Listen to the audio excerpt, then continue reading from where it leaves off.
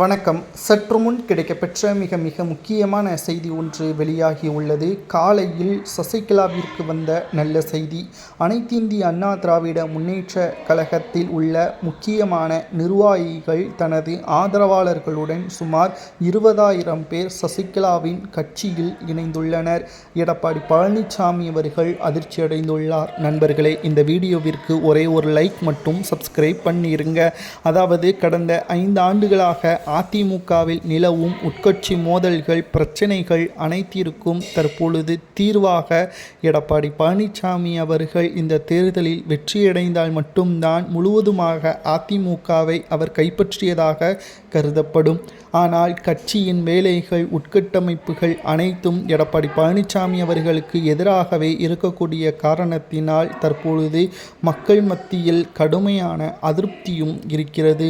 தொண்டர்களும் களப்பணிகளை மேற்கொள்ளாமல் இருக்கிறார்கள். தற்பொழுது எடப்பாடி பழனிசாமி அவர்களை பொறுத்தளவிற்கு மக்கள் மத்தியில் எடப்பாடி பழனிசாமி அவர்கள் மீது நல்ல மதிப்பும் கிடையாது.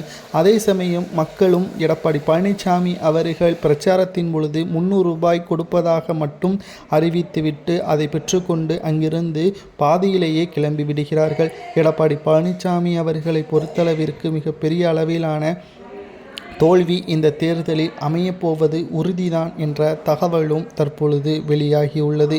2026 சட்டசபை தேர்தலில் எடப்பாடி பழனிசாமியின் நிலைமையை அறிந்துதான் தற்பொழுது 20,000 நிர்வாகிகள் மற்றும் தொண்டர்களுடன் சசிகலாவின் புதிய கட்சியில் இணைந்துள்ளனர்.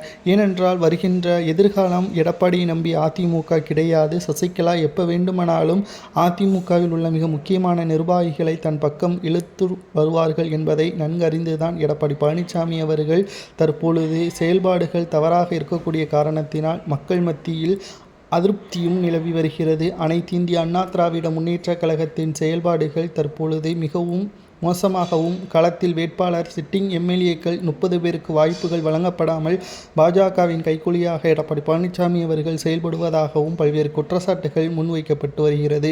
இதனால் தான் தற்பொழுது ஏற்கனவே சில சிட்டிங் எம்எல்ஏக்கள் சசிகலாவிற்கு சென்றுள்ளனர். மேலும் தற்பொழுது இருக்கக்கூடிய மிக முக்கியமான வேட்பாளர்களும் ஆதரவாளர்களும் முக்கிய நிர்வாகிகளும் சுமார் 20,000 பேர் சசிகலா அவர்களது கட்சியில் இணைய உள்ளார்கள்.